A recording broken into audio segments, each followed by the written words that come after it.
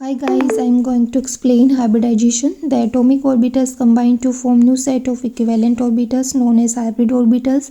These orbitals are used in bond formation and this phenomena is known as hybridization.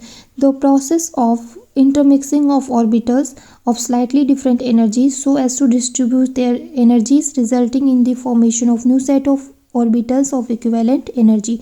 And equivalent energy के ये orbitals क्या कहलाएंगे? Hybrid orbitals कहलाएंगे। Means एक S ले सकते हैं और एक पी ले सकते हैं, दोनों के दोनों क्या होंगे? रिकम्बाइन होंगे। रिकम्बाइन होने के बाद में दोनों क्या बनेंगे? दो sp हाइब्रिडाइज्ड ऑर्बिटल्स। और ये sp हाइब्रिडाइज्ड ऑर्बिटल्स 180 डिग्री के एंगल पे रीअरेंज हो सकते हैं।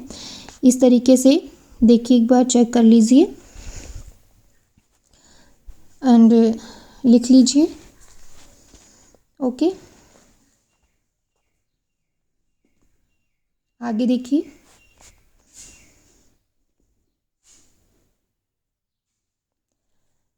एक एस और दो पी ऑर्बिटल दोनों हाइब्रिडाइज, तीनों के तीनों क्या होंगे? हाइब्रिडाइज्ड होंगे।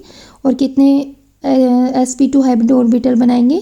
3 sp2 हाइब्रिड ऑर्बिटल का फॉर्मेशन करेंगे।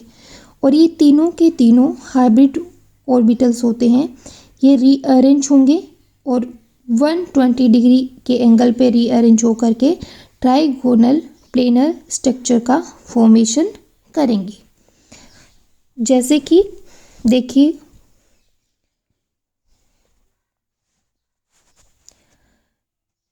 आगे देखिए। Easy way to find out hybridization, formula है हाइब्रिडाइजेशन फाइंड आउट करने का, जो नीट एंड जेई मेंस दोनों एग्जाम्स के लिए इम्पोर्टेंट है। 1/2 कोष्टक number of valence electron of central atom plus number of monovalent atom surrounding the central atom plus minus charge. यदि चार्ज प्लस का होगा तो वहाँ से माइनस हो जाएगा, और यदि चार्ज माइनस का होगा तो वहाँ पे प्लस का हो जाएगा। इस तरीके से n की वैल्यू फाइंड आउट कर लेंगे। यदि n की वैल्यू 2 है तो sp हाइब्रिडाइजेशन, 3 है तो sp2, 4 है तो sp3, 5 है तो sp3d, 6 है तो sp3d2, 7 है तो sp3d3। इस तरीके से n की वैल्यू फाइंड आउट करने के बाद अपन हाइब्रिडाइजेशन कैलकुलेट कर सकते हैं। ध्यान क्या रखना है? यदि 2 आती है तो एक s होगा। हमेशा ध्यान रखना है कि एक s ऑर्बिटल होगा, बाकी के p orbital.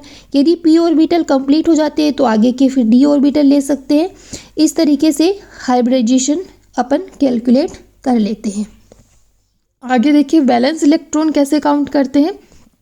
Number of valence electron क्या है? इस तरीके से देखो, lithium, beryllium, boron, carbon, nitrogen, oxygen, fluorine, neon, इस तरीके से ग्रुप्स होते हैं। तो इसके अंदर जो लिथियम वाले जो पूरा का पूरा ग्रुप होता है, उसके कि कोई भी एलिमेंट हो उसके अंदर हमेशा नंबर ऑफ वैलेंस इलेक्ट्रॉन 1 रहेगा। आगे 2, 3, 4, 5, 6, 7, 8 इस तरीके से नंबर ऑफ वैलेंस इलेक्ट्रॉन रहेंगे। एग्जाम्पल देखिए, sf6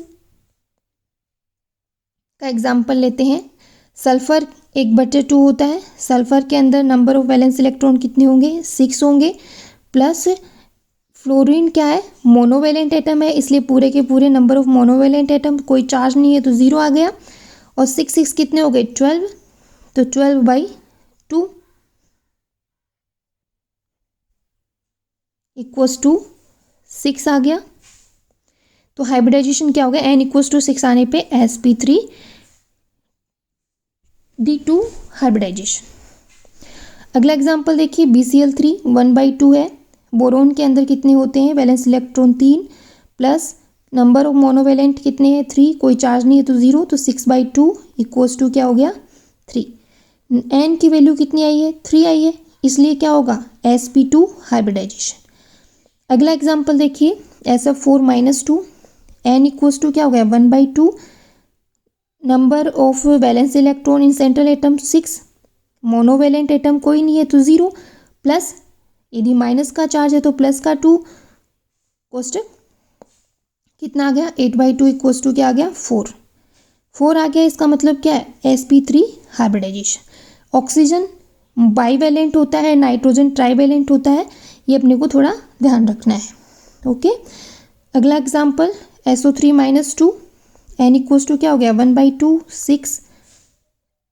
number of valence electron हो गए सल्फर के प्लस, मोनोवेलेंट कोई नहीं है 0 + 2 इक्वल्स टू क्या हो गया N equals to 8/2 equals to क्या हो गया 4, बराबर क्या हो गया sp3 हाइब्रिडाइजेशन। इस तरीके से अपने को हाइब्रिडाइजेशन की सारे क्वेश्चंस इजी वे में सॉल्व हो जाएंगे।